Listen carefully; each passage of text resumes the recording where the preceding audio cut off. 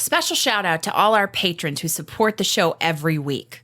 Head on over to patreon.com/runeatdrinkpodcast and subscribe today for bonus content, special shout outs on social media, and so much more.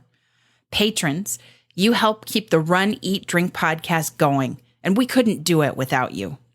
Not a patron yet? Join us today at patreon.com/runeatdrinkpodcast. You can also support the show by using our brand new Amazon affiliate link anytime you shop on Amazon.com for things like running gear, food, beverages, or anything else the little gray trucks might bring your way. Just go to runeatdrink.net/Amazon anytime you shop. It costs nothing extra, and it helps us keep the lights on and the bandwidth flowing. Go to runeatdrink.net/Amazon, and we thank you for your support. Hi, I'm Adrienne Haslett, and you are listening to the Run, Eat, Drink podcast.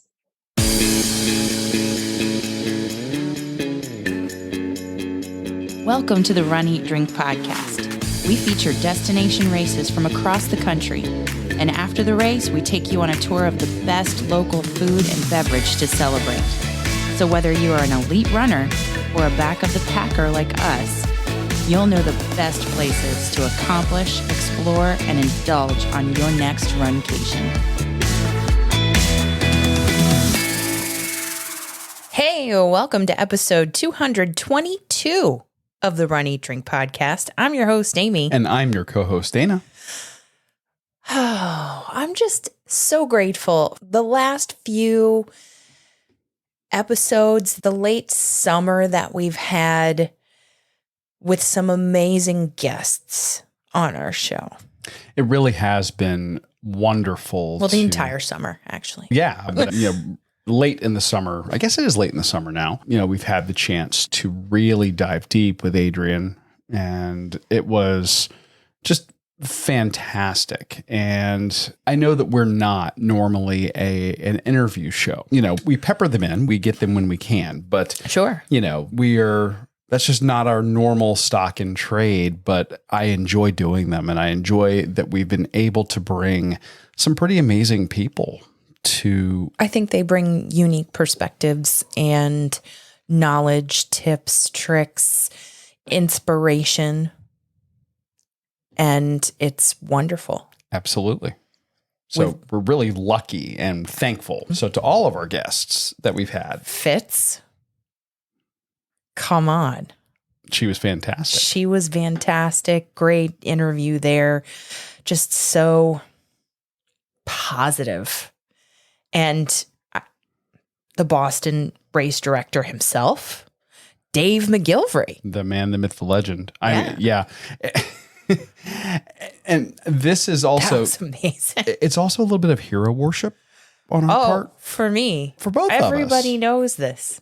And for us to get the opportunity to do that, to share it with all of you, and to hopefully get them talking about things that you're really interested in. We're just very appreciative of that. We're thankful to them, and we're thankful to you that you guys keep coming back and listening each week.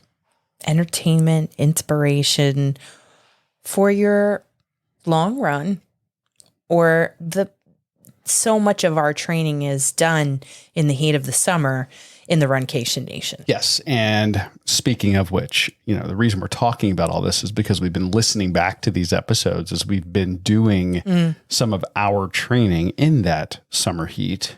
And we're going to be talking this week about training in the run segment as we are getting ready. We're getting geared up for the fall races. We have a early fall, pre-fall, late summer race coming very soon. Late summer? September? Is that summer? I'm not good at this. It's in Florida. It's still in the 90s. Yes. Feels like summer. Okay, according to the weather, I guess it is. So you're right. I don't know. What is September? Is that fall? A great song. Yes, it is. That's what it is. And we're not going to play it because we don't want to run afoul of our copyright overlords. Whatever. Yeah. But, so we have an inaugural race coming up that I'm super excited about. Now, that one I think is fall because it's an October date. Okay. So, Is October technically fall? yes. I know that's when pumpkin spice lattes return, but Didn't they start up just this week? I believe they start tomorrow, if I'm not mistaken. Oh, yeah. But I don't know. I go by how hot it is outside. To me, it doesn't turn. Then really, it's not fall until December. I know. We have a skewed view of things here in Florida, folks. For us, it's not until December, January then. The first day of the autumn equinox is Thursday, September 22nd. Okay. All right. So I guess our first fall race is coming up. That's going to be an inaugural. I suspect it's still going to be quite warm in Clearwater. And it's going to be our very first rock and roll half marathon. I'm looking Never forward. experienced that kind of weekend. No, but we are looking very forward to experiencing a rock and roll run, which we've not done yet. Absolutely. We have been on a previous episode to Clearwater, specifically Clearwater Beach. Yeah. And neighboring towns. Yeah, towns in that area. We are hoping to not only, maybe check back in on an old favorite, but also bring you guys some brand new stuff for that race. But we're gearing up for that. And of course, as we head into now we have it officially, late fall, I guess. I think he wants to kill me. No, I'm just, it's still shorts and flip-flops weather here until like middle of November. I think December. Yes. There have been shorts and flip-flops Christmases here. Yeah. But without socks. No. No socks. I'm not there yet. Okay. Where I wear socks with flip-flops. Right. That's a fashion statement. There may have been times where I may have walked a dog with socks and Crocs. But is that acceptable? Absolutely not. Is that a hashtag? It's not acceptable, but it's happened. Usually it's 4 a.m. No one sees you. That's the whole fine. point. It's me, the dogs, and the occasional wild animal. Much like when we begin our super long runs that we are heading into as part of our training in September. Yes, and we'll talk more about that in a few minutes. The eating and drink portion, though, is going to be an opportunity for us to cover something that we don't normally do on the show. We don't normally cover a lot of chains. True. We've done our fair share, but typically typically places we cover for food and drink tend to be owner-proprietor, owner-operator, mom-and-pop establishments, typically, not always. But we had the opportunity. Local. Yeah, local. Fair. Local spots. But every now and then, a chain stands out, and we cover them. And this is one we've been meaning to get to for quite some time on numerous people's recommendation, and not only entirely friends true. of mine from work, but also members of the Runcation Nation have solidly recommended Shula's Steakhouse. Ooh. And I like that we're doing this one because they have locations in Chicago, Illinois, Houston, Texas, Richmond, Virginia, Gainesville, Florida, Naples, Florida, Orlando, Florida, and I'm guessing it's a modified location inside of our airport in Fort Myers. Yes. I'm guessing certain menu items are not exactly the same. And I believe that they have other locations in other airports as well. So this is an opportunity for us to cover a chain that has some nationwide reach and provide you an opportunity to consider this as an option, when looking for delicious food and tasty beverages. I am still dreaming about all that we had. Yes. At this place. But before we get into the running, eating, and drinking, of course, we have to do some shout outs. We do. It's so true. The first one is not a running related shout out. It's a special congratulations to Kristin Ceneviva-Iovene, who she did all the hard work met all the challenges, passed the test, and is a certified EMT and fellow coffee lover, but certified EMT. Seriously, congratulations. That's some hard work. We applaud you. Now, that's not our only shout out, of course. We have Jessica Lynn O'Keefe and Kelly Anderson, along with their friend Lisa, who this weekend in a whirlwind trip. Oh, yeah. Which I was very jealous of. They jetted up to Asheville, North Carolina to do the Ashville Half Marathon. And it was whirlwind because they went on Friday night, ran the whole thing, and then they were back, I think, on Saturday night. Yeah, I believe that's correct. Crazy. And now, I might have wanted to have a little more time in Asheville. I would. It's a beautiful city. I've been there once.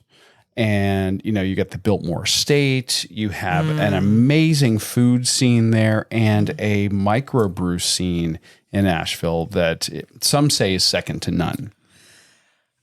You need more time. I think you need more time. But nonetheless, I love that effort, that, you know, drive to go get it in, get it done. We're very proud of you. That's that state in your quest for all the states. Exactly. That's amazing. Congratulations there. Woo-hoo. But they aren't the only ones who had some travel shenanigans. Darlene. Oh, wait. Oh. Congratulations, ladies. We got to get like a stadium one. I'm working on it. On it. And finally, we have a congratulations to Darlene. And she is also in a quest for the 50 states. And she checked off Nebraska at the Nebraska State Fair Half Marathon. And she wore Run, Eat, Drink podcast swag too. And I would like to get a report from Darlene to make sure that the Run, Eat, Drink podcast scientists in our labs are accurate in their estimates for speed improvements of 17 to 22% when wearing any of our swag. Yeah. Darlene, let us know. Give us a call, 941-677-2733. We can't wait to hear your report. Congratulations too. Absolutely. And of course, you rock. Look at that. Look at that. Fancy. We do really appreciate you wearing your Run, Eat, Drink podcast swag and representing us at that race. I do recall that she had some travel hiccups. Yes. So I felt for her, really. Yeah, but I was glad to see she got back home safely. And I know that she was enjoying a delicious looking home cooked meal first day back. So good job, Darlene. For anyone who would like a shout out on the show, it doesn't matter what it is. If you've achieved a major goal, running related or not, if somebody else in the Runcation Nation has achieved something and you feel like that person deserves a shout out, hey, send it to us. info@runeatdrink.net. That's info@runeatdrink.net. You could attach a little audio file and we could play it on the show, or you could send us a written shout out and we will read it to celebrate the accomplishment. Yes, but you can always go old school and call us at 941-677-2733. That's 941-677-2733, and leave us a voicemail. Tell us who you are, where you're from, and tell us that shout out. And we will get you on the show and make you Runcation Nation famous. Let's talk running. Let's talk running, shall we? Because we're training for that Rock and Roll Clearwater Half Marathon, as well as the Wine and Dine Half Marathon weekend at Disney. Two back-to-back, I say back-to-back, two races in Florida. One is an inaugural that we've never done. Like I mentioned, we've never been to a rock and roll. And we've been eyeballing rock and roll events for how long now? Really, probably since the very beginning. Yeah. Because I think our very first race expo, they had a booth at one of the Disney races. I think you're right. I think you're right. And Jennifer Hall, Fun Size Jen on Instagram, is the one who finally got us to commit. And I don't even know how it is. Yeah, she told us in one of our live streams about it. We jumped on, we looked at it, and we're like, ooh, yeah, this looks great. And I don't know how we missed it. Thankfully, thank you, Jen, for letting us know, because I had not heard about that one until you told us. Yeah. And of course, we're going to be returning to the Wine and Dine Half Marathon weekend at Disney. That's I think, going to be our one Run Disney event for this year. Well, for 2022. Yes. Yeah. Yes. I see Amy smiling. So this tells me that the wheels are turning already for 2023. Uh-huh. Wine and Dine it's our thing. It's our thing. It's tradition. It's our thing. And of course, it fits so perfectly into the brand. So how could we not do that one? So we have to do it. And we are doing, what do you call it? A reconnaissance mission for JoJo. Because, she has that Detroit Free Press. That's her St. Jude race. Yes. And she has selected her costume for that race. Shout out Supergirl. Supergirl. Yeah. I can't wait to see it. I can't wait. And we are doing the reconnaissance at the Wine and Dine because she said it may be in contention for her St. Jude race for next year. For the next one. Excellent. Or in the future. And we just want to bring you all of the features and benefits of that race weekend with us. Oh, absolutely. Now, this is unrelated. Run Disney, I believe, yesterday released. They did their medal release for the upcoming 2023 marathon weekend. We got a chance to see those medals. We posted it in both the Runcation Nation Facebook group as well as our Facebook feed. Mm-hmm. Check those out if you haven't seen them. If you're considering... Can you still register for that one? No, it's sold out. Oh, sold out. Okay. These are 90s themed. As far as I remember. Lots of neon, really cool designs. I'm hopeful that our our Wine and Dine medals are going to be as cool. I don't know. I haven't seen them yet. Okay. Have they released them? That's a good question. I'll get back to you. I don't think they have. So yeah. Sorry. Release them. Have they released them? Because the marathon weekend is 2023. It is, but that is the big. It sounds weird. It's sold out. The marathon weekend is sold out. Yeah, marathon weekend sold out. That is their biggest Run Disney event, so they tend to give it the most love and the most promotion, and they make the biggest deal out of the medal reveal for that one. We haven't seen the Wine and Dine medals yet, and now Amy is turning the... Are you ready? She's turning the computer to face me and showing me what the medals are going to look like. I am bling driven. I'm trying to motivate him in this training season right now. We're talking about the culmination of our fall season. Mm-hmm. So here we go, Dana. Okay. Run Disney reveals medals for 2022 Wine and Dine Half Marathon weekend. And right here is the 5K. Okay. Yeah. 5K. And of course, the photo that they're showing, of course, is taken against the ziggurat in Mexico around the World Showcase. And this has Seize Yeah,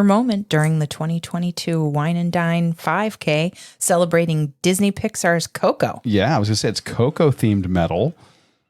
Yeah. That's cute. I like the guitars. And it looks like a metal, like a metallic metal for the 5K. Are they guitars? Yes, those are guitars. Okay. The whole metal is shaped like a guitar, and then it has two crossed guitars on it. That is really sharp. I like it. I'm not musically inclined or talented. I love music. I love to play it in my ears while I'm running, but I don't know. You were very specific. I like to play it in my ears.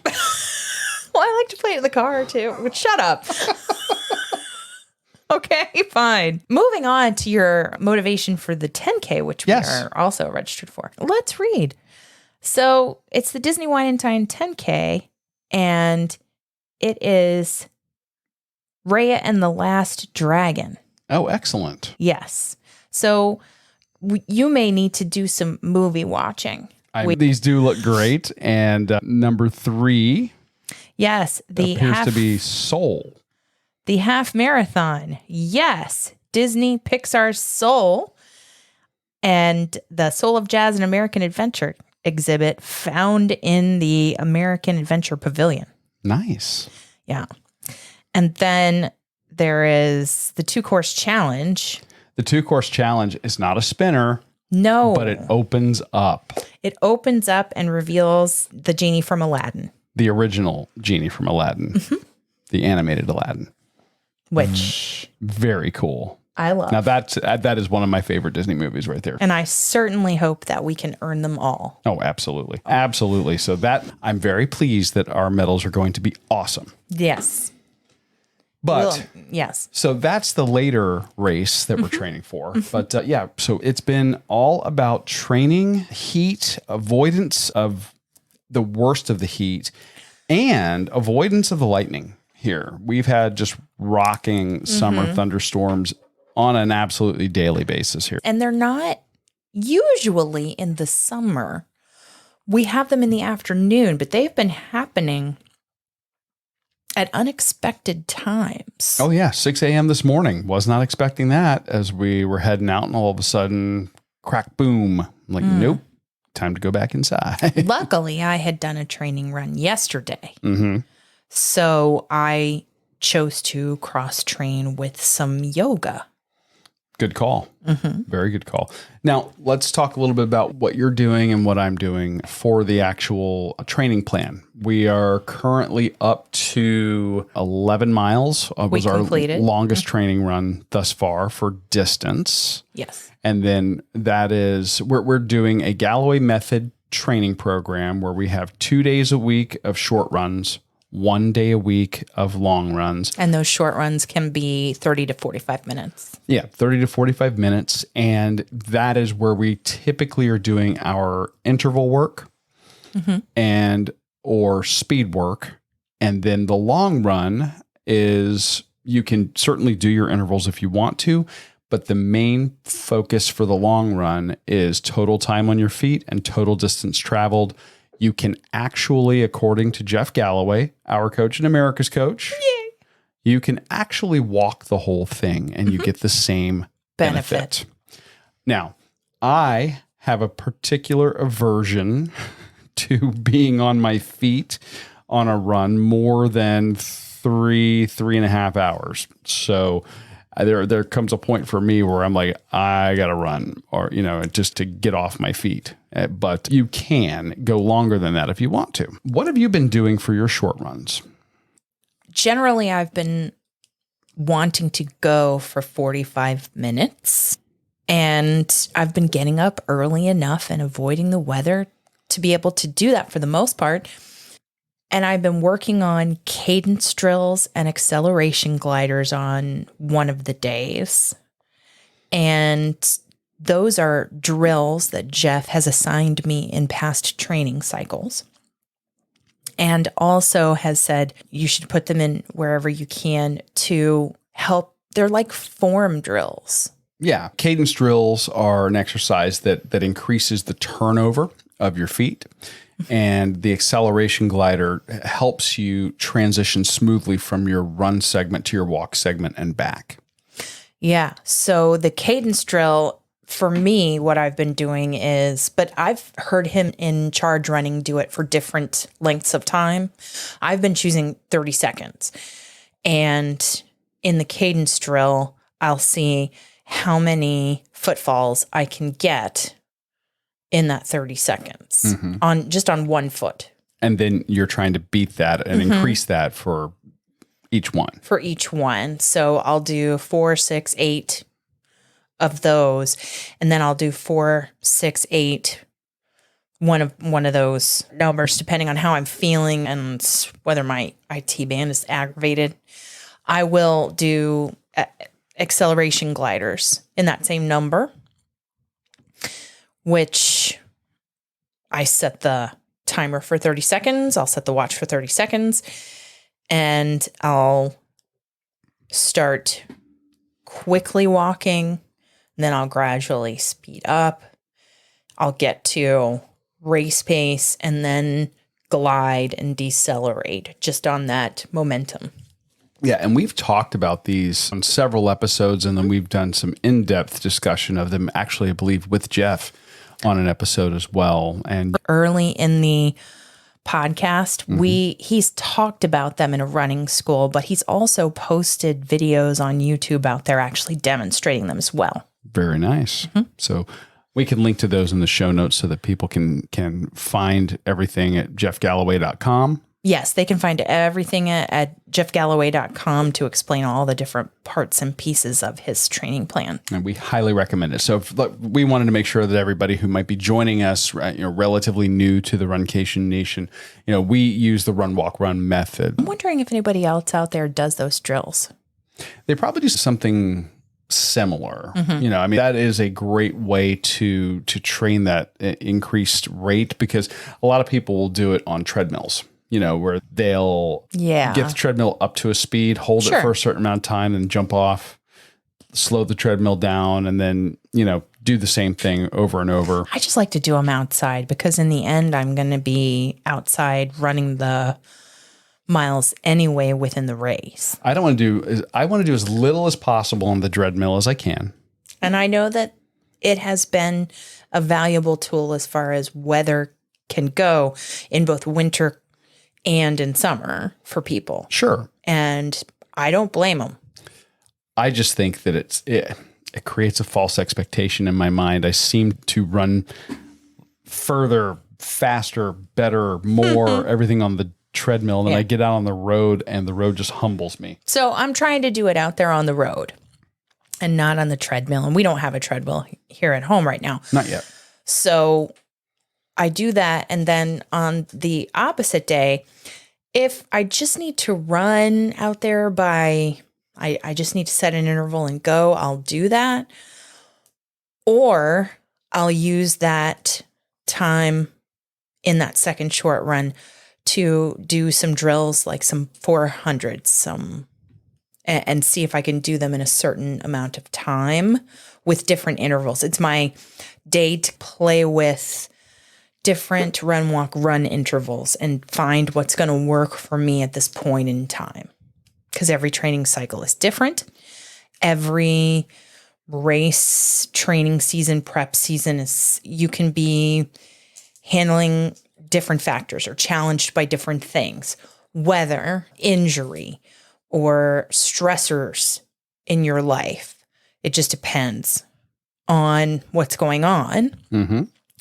So I always like to play with them, because I can remember back when we used to go out to the California races to do the Avengers themed Disneyland races. I would do like a 740 and that would work. Right. But 7 seconds running, 40 seconds walking. Mm-hmm. But at different races, different ones, terrain and temperature and it just all depends. Those things factor in. Sure. Rest on race day, you know. So those are the things that I'm doing in addition to the long ones on the weekends. And it's every other weekend for a long one. And the ones that are the shorter ones are just, hey, get 3 or 4 miles in, or I can do some 800s. Yeah, and what Amy's talking about is we'll have like the 11 miles that we did was not this past Sunday as we're posting the show in the feed, but the Sunday before. The 2 days ago, Sunday, we did 4 miles. Yeah, or we'll do 800s, which is half mile. Let me be clear. Total of 4 miles for you. I just did 4 miles. You were doing the 800s for time. It just depends. Yeah. So on the short weekends, I'll do one or the other. You? I've been playing more with intervals. And it's not that I don't know which one I like, but I like you. I like to see what has changed for me in terms of fitness, in terms of injury. I am still nursing some tendonitis in my left Achilles. It's not as bad as it was. I've been doing some strengthening exercises, but it's still not 100%.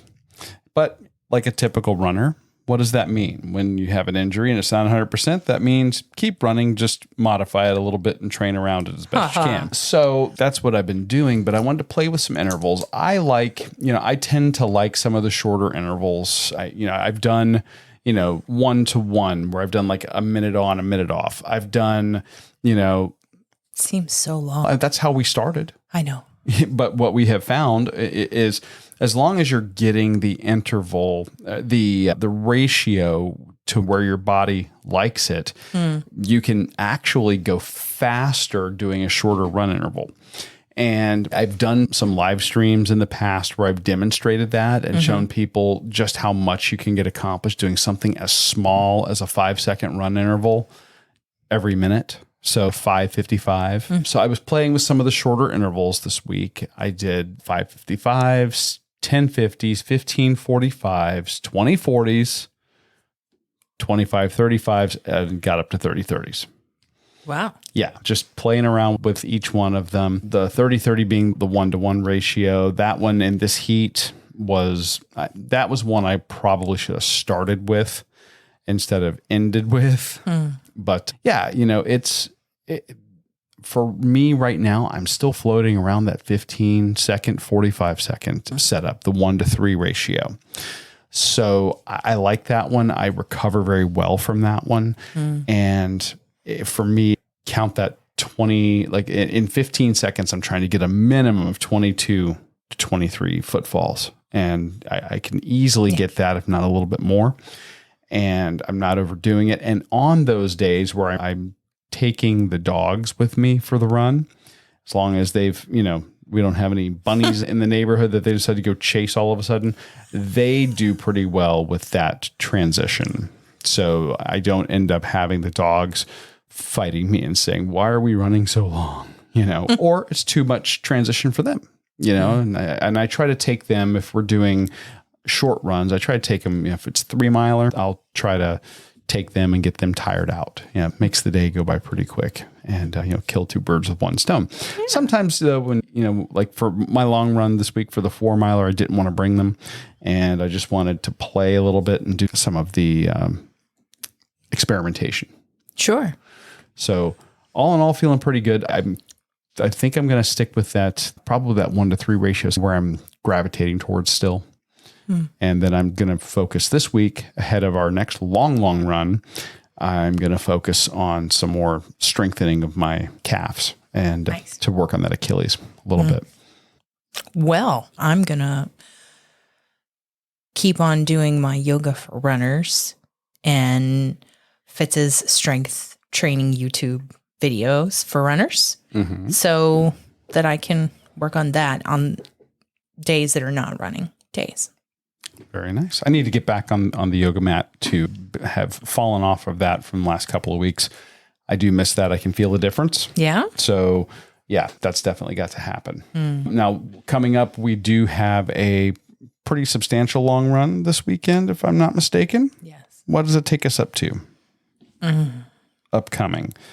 I believe that we are now at or just above a half marathon training distance, if I'm not mistaken. Yes, we are. Are we at it or above it? We are at it. We're at it. 13 miles for training. Okay. The good news about doing that, and this is another key component of the Galloway method, Jeff believes in the way you push your runner's wall out is to go past your race day distance. Not everybody subscribes does that. Yes. To that philosophy. And that's okay. Danny, our dog that you just Danny heard does shake, not agree. She does not agree with that. No. She will not be running 13 miles with us. And there are different training plans that don't take you up to that. They take you to below, not quite at the distance. Yeah. Both work. You have to try what works for you. I can say with certainty that when we do a full Galloway training plan ahead of a race, it makes all the difference in the world on race day for us. So I agree. We'll have the link in the show note to jeffgalloway.com or just go check out jeffgalloway.com if you want to learn more about the plans. And of course, on our own website at runeatdrink.net, there's ample information about the Galloway method and some interviews with the man himself. Please go to the website and check those out. He's a wealth of knowledge, and he's really amazing at sharing information freely with the members of the Runcation Nation. So check him out. Are you hungry? I am. All this talk of running has made me very hungry. And course. not only that, looking at the photos, looking back, getting ready to do this one. We've had this one kind of in our back pocket for a little bit, and we wanted to, save it. You'll hear us talk about the fact that we tend to eat 6 days a week. We eat plant-based, and then we have our day 7, which is where we go and we do things for the show, for health reasons. But I will tell you that in my heart of hearts, in my soul. In your soul. I am a carnivore. I have no problem. I love good plant-based meals. Don't get me wrong.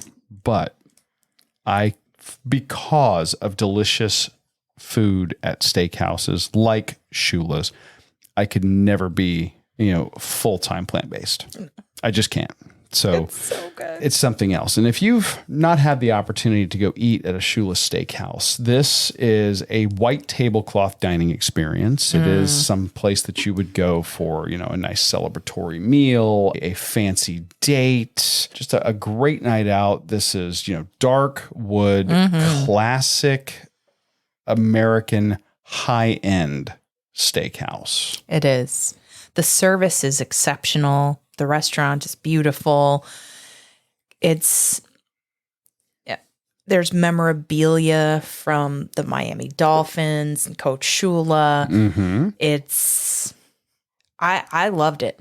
I think that if you enjoy sports history, it's absolutely worth checking out. Not that I don't want to give the impression that this is like that there's nothing sports bar-ship about this place. No. But seeing some of those classic photos of him, a little bit of memorabilia. It's done in a very upscale, very classy way. You don't get the, tchotchkes on the wall feel, and your waiter is certainly not showing up to your table with his 15 pieces of flair. Okay. That is not the vibe you're going to get going to Shula's. This is, like I said, from beginning to end, just a upscale experience. And you're going to, I think, come away with one of the best steakhouse meals that you could ask for.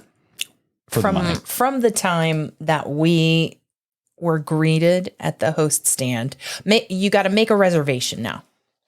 I'll say that because you don't. Yeah, just it's a, like you said, upscale type of dining experience.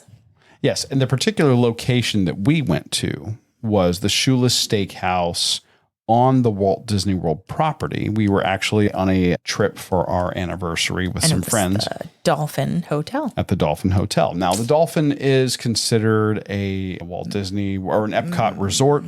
However, it is actually owned and operated, I believe, by Marriott. So it's independent of the Disney premium hotels. So let's talk about the food itself. We opted, I think, I'd call this a very classic American steakhouse. We have talked about that category before.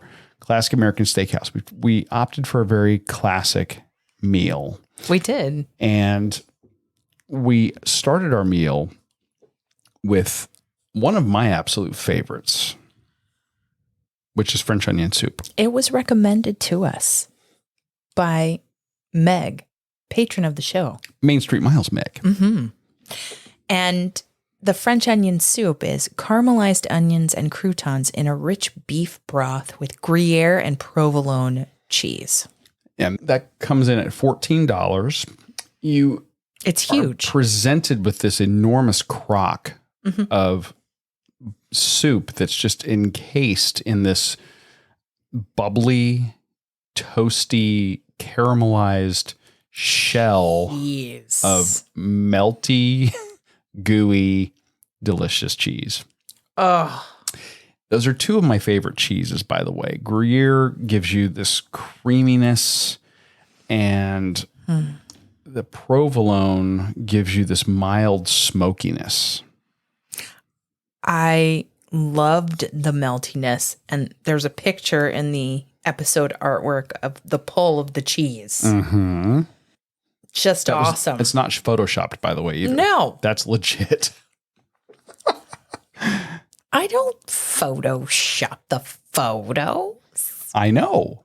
But So- some people might go, that's a lot. That cheese is really doing that. That cheese was really doing that. Yeah, it was super hot at the table. And I will tell you, when you have the pull and you reveal what's underneath, the croutons just soaked in that rich beef broth. And there are so many onions. It's so smoky and woodsy and Mildly sweet. so good. The saltiness, the depth of the beef broth. This is, I think, one of my top 5 French onion soups I've ever had. Just so good. So tasty. Highly recommend. And that's the way we started. Yeah. Now, that... And the bread that comes to the table, that's no slouch either. And I was going to warn people, if you go there and like you a whole get loaf this of and bread. you get the bread's warm and wonderful, and you get Butter. the butter there, that everything's great. It's so easy to fill up. Sure. So we made a point of going hungry and, spacing out, like not having anything to eat for quite some time before we went there, because we had to have an actual steak. And this was our day 7. We're having a steak. We tend to go for, I know a lot of people love filet. Sure. It's tender. There's a lot to like about filet. Sure. Like you said, the tenderness. For me, that's not my normal go-to for steaks. I think you are a meat and potatoes girl. I am. And I think that you know what I love. A ribeye. And this was called the 22-ounce cowboy ribeye, and we split it. Yes. Because 22 ounces, this thing is huge. The 22-ounce ribeye is $75. And this is all of their items are a la carte. So you have this gigantic piece of meat with just amazing marbling. The bone, it's basically a tomahawk, and I think that you get, Although they have one on the menu. they have a full tomahawk, which is, I want to say that's a 42. 42. Yeah. Yeah. Basically this is the baby tomahawk. Yeah.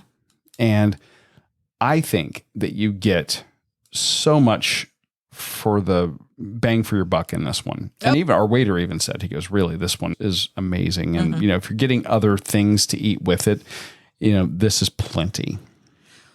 And you could get a signature sauce. You could get the Bernaise, the Hollandaise, the horseradish cream, or the Beurre Blanc. I just felt like I wanted the steak on its own. Me too. Yeah, we've recently done some steakhouses and we've done sauces with the steaks. I wanted to just have the experience of the beef itself. I like ribeye for its tenderness. And because of that intramuscular fat, you get so much additional flavor.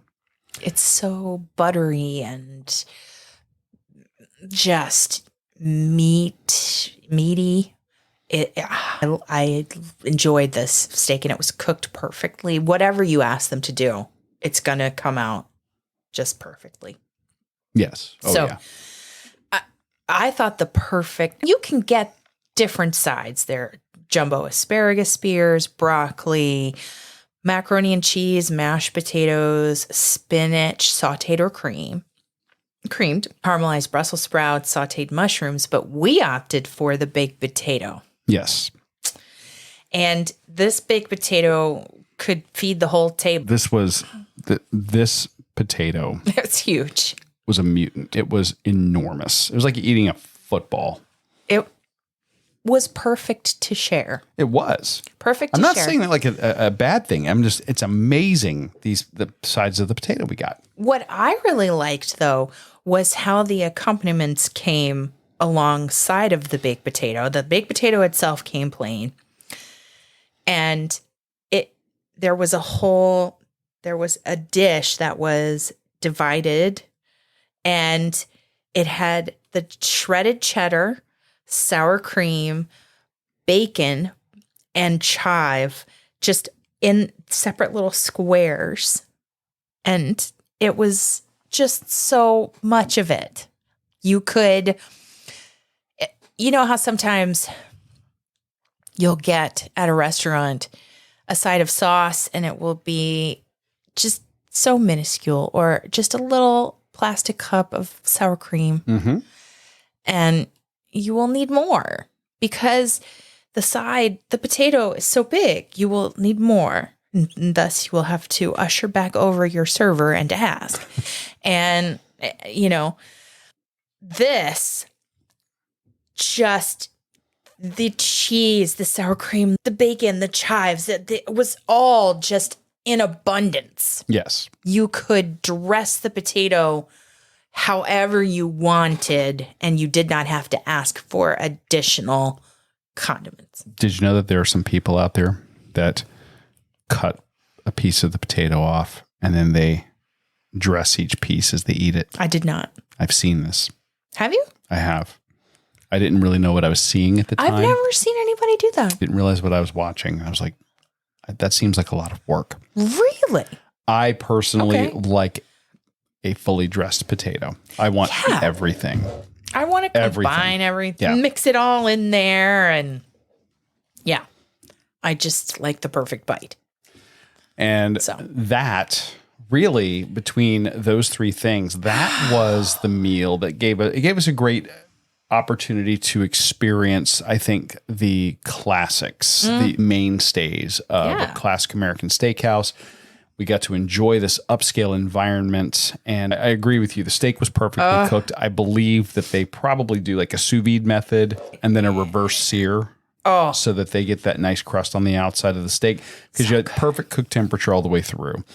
And the potato was absolute perfection, enormous, and us sharing the steak and the potato was plenty. So we each did have our own soup, but we did share the rest. So it's like, get your own moment. It was all fantastic. So the recommendations we got, I was going to say, I think that you and I are in agreement. This is an absolute winner for us. I think they told us that the New York strip was phenomenal as well. So yeah, I think that if you're going out to a steakhouse, filet is, for me, like I said, it has a lot going for it in terms of tenderness. I don't think it's the most flavorful cut you're going to get. And if you're not going to get that, if you're looking for something a little less fatty than a ribeye, a New York strip's a great way to go. Mm-hmm. Personally. And theirs is apparently delicious. I want to return to have a different cut of meat or some of the other appetizers that we saw on the menu. Yeah. And like we said at the top of the show, Shula's does have locations across the continental United States. There are also smaller Shula's locations in some airports as well. We haven't been to that one yet, but it looks interesting. I think that those locations tend to gravitate more towards the handheld items. Oh, we'll have to see. We may check those out the next time we're flying out of RSW. But the next time we go back to the Dolphin, I really want to have the thick cut bacon appetizer. Newski's. I saw that go to a table. Bourbon honey glaze, tomato jam, cheddar grits, white cabbage, and fennel slaw. What? Yeah. Yeah, I saw that go to a table, and I'm like, oh my gosh. But again, the problem was going to be you were going to fill up, and you're going to feel just awful at the end of the meal. I wanted to, feel great at the end of the meal and be ready to go out and enjoy more, there on the Disney property. And I think that us splitting a 22-ounce ribeye was smart. Yeah. So I did not come away from that meal feeling like I was left wanting. But when you have a meal like that, it is important to wash it down with a tasty beverage. But before we go on, We want to thank all of our patrons for supporting the show. You've enabled us to improve our equipment and make the show even better as we start our 6th year. In fact, we are recording on brand new mics from Rode because of you. That's why we sound so buttery smooth. Yay. If you're a patron, thank you. And if you're not and you want some bonus content like behind the scenes footage that'll give you a good laugh, yes, hopefully from time to time, check out patreon.com/runeatdrinkpodcast. Or if you're in the Podbean ecosystem, tap the button in the top of the screen and that takes you to their patron program. All the same levels of patronage are right there for our Podbean users as well. Our show will always be free, but if you want more, join us, check out the different levels, and become a patron today. And as always, thank you to everyone who supports the Run, Eat, Drink podcast. So I'm going to tell you right now, we could almost have a sub-podcast where we cover nothing but classic American steakhouses. That is so true. I think they're a genre unto themselves, and they've then did kind of the test of culinary time. But part of that experience is the cocktail game. Sure.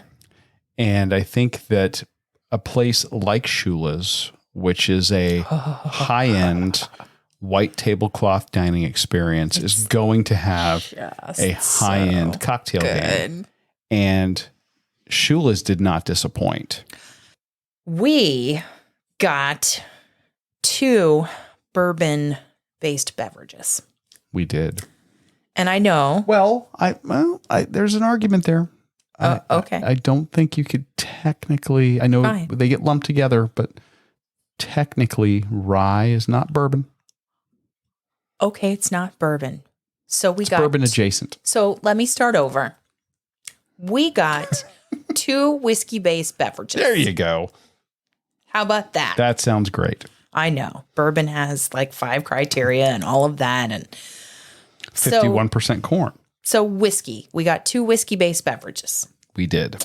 One that was called the New Fashioned, which was Knob Creek Single Barrel Bourbon. One of my favorites. Amaro Montenegro, brown sugar, Angostura bitters, orange bitters, and cherry bitters. You want to start on this one or should I? I think it was the sweeter of the 2. Yes. And I really do enjoy Knob Creek in terms of a bourbon. Oh, yes. And Knob Creek Single Barrel has, number one, it's 120 proof. So let's start there. That one will pack a punch. So these are sippers for sure. Yeah. And we were fortunate to be on the Disney property and not having to drive. Which is excellent. It was excellent. And that bourbon has such a spicy bite to it because you've got the rest of its mash bill, of course, 51% corn, but you do have some other things in there, rye and the other grains give it some flavor that pushes through any mixers and complements the other ingredients very nicely. Even though there were several other ingredients. Yeah, the Amaro is like a almost a slightly floral aperitif. Yeah. That you sometimes will see. A digestif that's often served, after a meal. Yeah. I just think it highlighted the sweet notes and the slight smokiness of the Knob Creek. Mm-hmm. And I say that because our second beverage took number 1, first place in terms of smokiness. Oh, yeah. It certainly ought to. You're talking about the Dark Cherry Smoked Manhattan. And this one has Bullet Rye Whiskey, Cherry Hearing, Lillet Blanc, Angostura bitters, and it is smoked with applewood chips.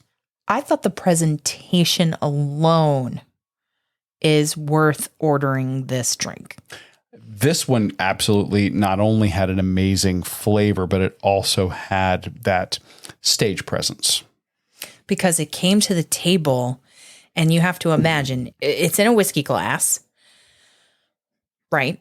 Mm-hmm. And it has a top to it, a wooden coaster, if you will, if you imagine that with an S for Shulas. Mm-hmm. And it has trapped the smoke inside, the smoked with applewood chips. It's got the smoke inside, so it comes to the table, you lift off the coaster-like top, and the smoke comes out of the glass. Kind of pours over the edges of the glass. So that you get just that sweeter smoke from the applewood chips. So it's not just smoke you're getting, though. And that's what I loved about this. Now, I am a fan. A lot of people, they say ryes are too spicy. I think it just depends. And Bullet does an amazing job with their rye. I think it's a very approachable rye for people that are looking to have something that's a sipper and that has enough flavor without being overbearing to use in cocktails. This one had a sweetness and a smokiness, and there was balance to the whole thing. Yeah. There was no one ingredient that took over that made it more heavy-handed. And that's hard to do with smoke. It is. It very much is. It's also, these are two drinks that used, like an aperitif. That Lillet Blanc, same thing. It has more floral notes and can be overpowering. Oh, yeah. And they balanced it really well. Yeah. I've also had a couple of cocktails in the past with cherry hearing, and that comes through without making the cocktail taste like a cough syrup or a jar of cherries. A jar of maraschino cherries, exactly. And it doesn't have a fake or cherry candy flavor. It has a deep, real cherry flavor. Like the fruit. Yeah. The essence of the fruit. So I want to say this was my favorite of the two, but I love them both for different reasons. I was going to say, I think they're both great. I do think yours had the stage presence and had that presentation element that mine did not. So fun. So yeah, they were both winners. And if we had swapped, I don't think that it would have mattered. We would have both we enjoyed. I know, but neither one of us went, man, I should have ordered that one. No disappointment in either one. Those are expensive beverages for celebrations. Yeah, we mentioned prices on the food. With the beverages, the New Fashion came in at $18, and the Dark Cherry Smoked Manhattan was $16. So when you say that they are sippers, that they're meant to be enjoyed, we enjoyed these throughout the meal, and we just had the one beverage. That was it. The one beverage each. That was it. So I would have them again. If whiskey is not your thing. I was going to say, were there some other items on the drink menu that you wish we had tried? If whiskey is not your thing and you prefer vodka, there's a blueberry martini. And you love blueberry. I do. I am a sucker for blueberry. Pearl blueberry vodka, cranberry juice, house sour, sweet blueberries. Yeah, see, I think blueberry works better in cocktails than it tends to in beer. I've had a couple of beers that were okay, that were blueberry flavored, but sometimes it ends up having a taste like blueberry cereal. If you are a gin person, if you prefer a gin-based beverage, there are a couple. There are a couple of them there's a Cucumber Collins with Hendrick's gin. So that's going to be very floral. Or not floral, earthy. Yeah, Hendrick's is a cucumber-based gin. So. Yeah, cucumber, mint, and fresh lemon. But if that's not your thing and you still like gin, there's a French 75 with Ford's gin, Prosecco, and fresh lemon. And we've had a French 75 before at a different location, not a different Shula's, but different restaurant. And it's a tasty beverage and be interesting to try their variation on it. There is also, if you like rum, a daiquiri not the frozen kind. Oh, a traditional, like a Hemingway daiquiri. Cruzan, light aged rum, Demerara syrup, and fresh lime juice. Very nice. And there are others too. There's a Gimlet, there's a Tito's Dirty Martini, there's a Paloma, there are several wines by the glass. But you're hearing these cocktail names, and this should be cueing you in. This is a bar with classic cocktail menu items. They do have some new things thrown in there, but their emphasis is on classic cocktails. I think that if you're looking for those classics, you're going to be very pleased with your options there. So again, a nice new take on the classic American steakhouse. And they have beer. Oh, of course. You have to. What I want to try the next time that we go, if we're in a beer type mood, Fins and Feathers Pale Ale, which is a collaboration between Brew Hub and the Swan and Dolphin. Oh, very nice. It's a pale ale that has an essence of grapefruit and citrus. So there's a Miami Weiss Hefeweizen. Miami Weiss, get it? Yes. There's a Weiss beer, Dogfish Head, Sam Smith's Organic Chocolate Stout. There's a Recorderling Cider. So they have some things that you see throughout, but also I think somebody can find something on this menu that they would enjoy. Very nice. Shula's Steakhouse. Check them out. We'll have a link to them in the show notes as well. If you're looking for that classic American steakhouse with a upscale twist, check them out. I believe it is shulas.com. ShulaSteakhouse.com. Shula's Steakhouse. But we have a link in the show notes. There we go. That is going to do it for this week on the show. Yeah. But before we go, don't forget to please use our Amazon affiliate link at runeatdrink.net/Amazon for all your back to school and holiday needs. It's no additional cost to you. Help support our show, and we appreciate it so much. So don't forget, runeatdrink.net/Amazon. Thank you so much for listening, for joining us on your long run, your commute to work, around the house, or wherever you are. I'm your host, Amy. And I'm your co-host, Dana. Stay safe and well, and we will accomplish, explore, and indulge with you really soon. Thanks for listening to this week's episode of the Run, Eat, Drink podcast. We're having another great year thanks to your support. Don't forget to follow us on Facebook and Instagram. We're at Run, Eat, Drink Podcast. And on Twitter, we're Run, Eat, Drink Pod. You can also give us a call at 941-677-2733 or send us an email at info@runeatdrink.net. Visit our website at runeatdrink.net and click on the subscribe link so you don't miss a minute.